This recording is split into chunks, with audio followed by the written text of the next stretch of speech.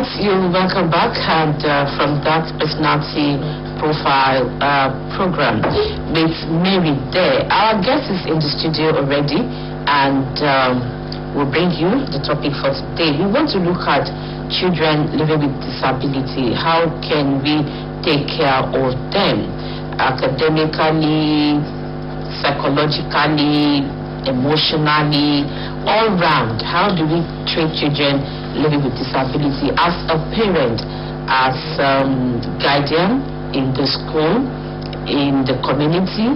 How do you cope with children living with disability?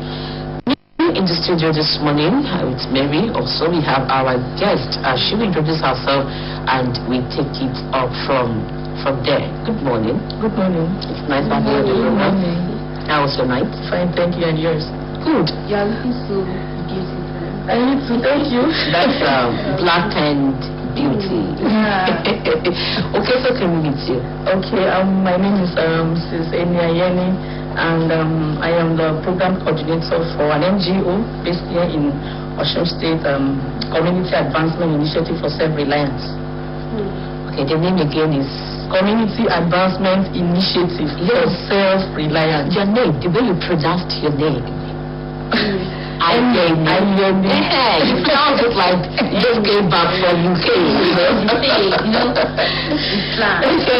Like I said, we want to look at children living with disability. Children living with disability are at, let me say, maybe 95% disadvantage of so many things in the society. Yeah. So many things that are being done in society are not done with the cognizance or with the mindset that we have this kind of children in the society. Let's look at it from the academic field.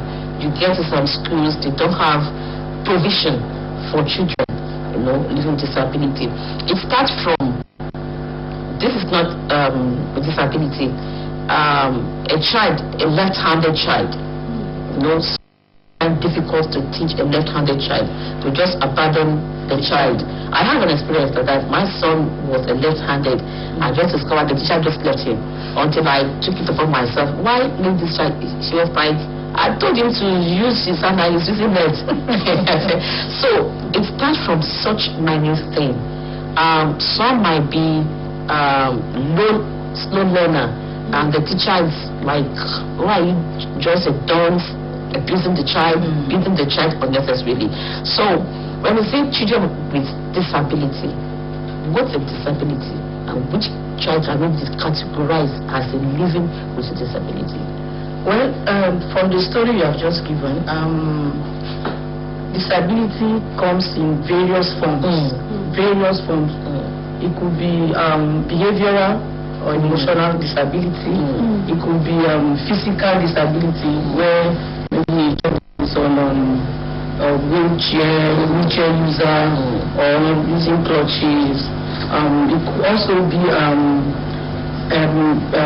intellectual. Under intellectual, you can also have the Down syndrome, that disability expressing itself in form of Down syndrome, and also the intellectual too can also make a child, just like the story you have given. Maybe a child has, there are some children that are slow learners.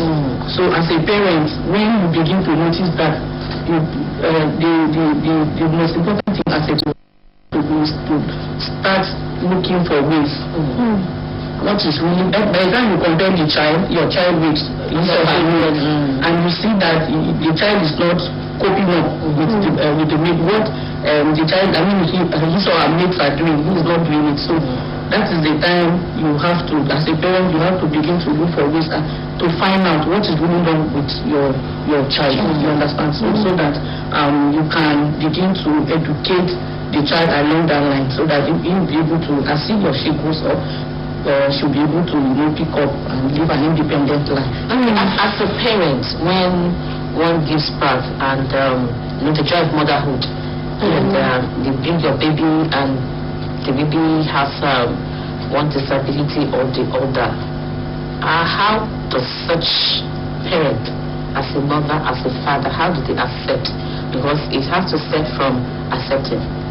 So how does such a mother cope? How does she accept such a child from inception?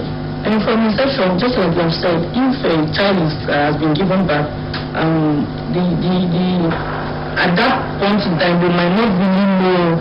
There are some of the disabilities that do not really show at that early birth. You understand? But just like when you're going for antenatal, and then after giving birth, they'll tell you, begin to observe. Like in my organization, we are into eye health. So when we tell parents, we educate them that once you give birth to a baby, and immediately that child is born, there's what we call simple eye examination. That should be done by the midwife or whoever, you understand. So at that point, and then as the child begins to go 1 week, 2 weeks, so as a child, as a mother, you can also do that. You know, by the time you use either a touchlight or you use your hand and you go, you take it like left and right. If the child follows, he or she see your hand, but if he is not, you bring a light and the child is not following, then something is also begin to take precaution, you understand, begin to find out, you understand. So there are some disabilities that you can't, that don't show up at birth, you understand. So, but as a mother, you have to be, be very, very sensitive, you understand. That does not show like that is, you understand. So, such like that, that's why as a parent, you are advised to immunize your child, to avoid that, you understand. So if that joy of the mother, you understand, it's a joyful thing, you understand, when you just give birth that this my baby and all that. But as time goes on, not just the joy alone. So begin to look at the developmental state of your baby, you understand, to begin to observe. This is a normal child. A normal child is supposed to have some stages and all that. But you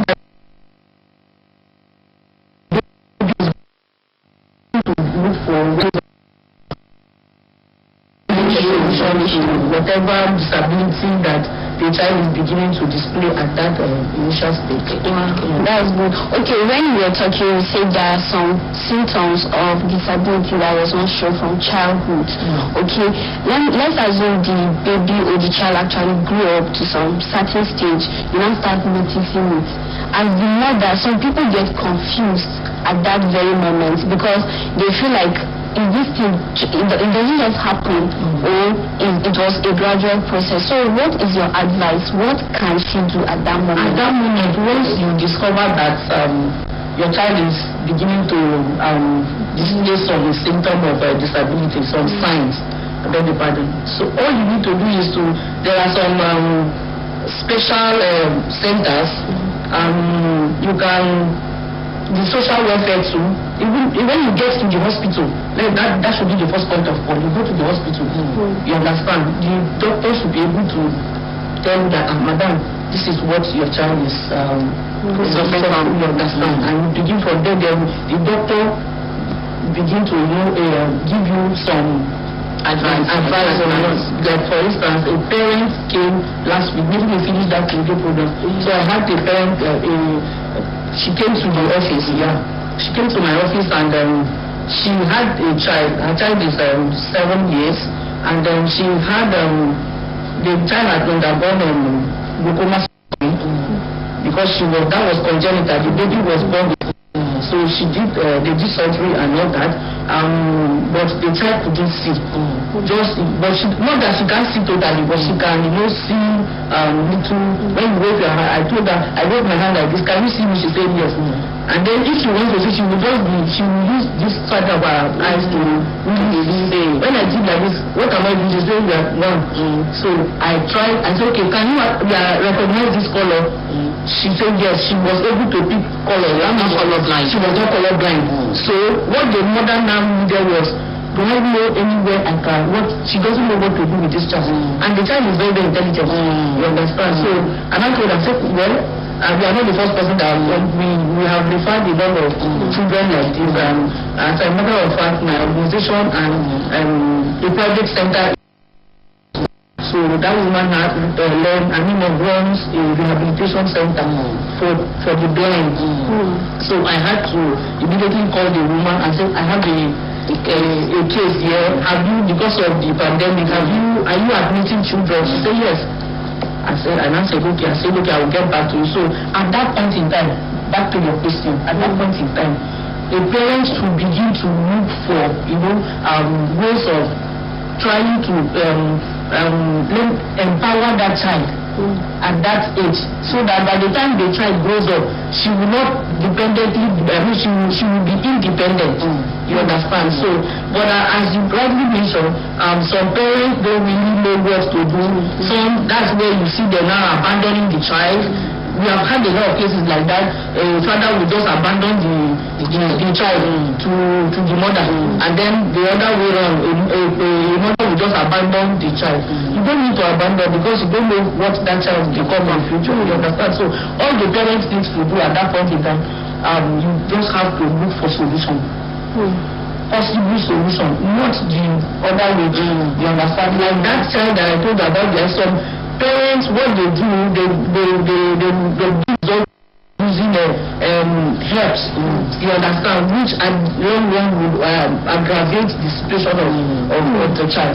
Okay. Yeah. So talking about this, don't abandon the child. Sometimes we do have societal stigmatization. If you are having a child that has one disability or the other, society tends to stigmatize.